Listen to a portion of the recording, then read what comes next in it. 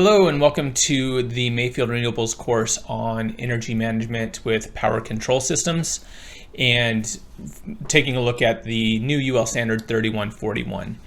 In this class, we're going to be looking at power control systems, energy management systems, kind of how they interplay with each other, what's on the horizon, both code-wise, standards-wise, and putting all of this into practice. So it's an exciting time for this topic. We're seeing a lot of changes pretty rapidly in terms of what is being employed by contractors, what's being used by engineering firms to design these systems. So really excited to see what we can do with these, and it's going to have some pretty big effects on things like interconnection and how we're actually using our systems in order to maximize the benefits. So exciting stuff. I'm glad to be jumping into this, and it's a topic that we've been looking at a fair amount recently.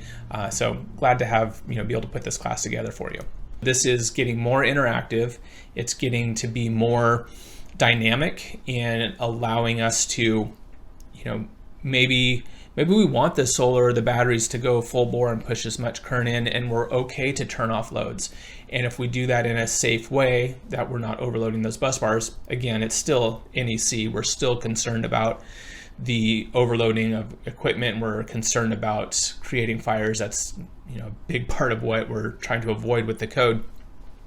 But we're recognizing that we can do it in multiple ways. And so we're kind of moving away from this power control only and moving into load control or a combination thereof. And so that's one of the really interesting parts of all of this.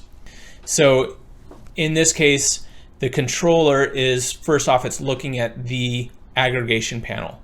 And we have a controller, and so we have set points on the controllers. We can use those to say, in this case, we're going to not allow any more than 80 amps to flow from the AC aggregation panel into the main service panel.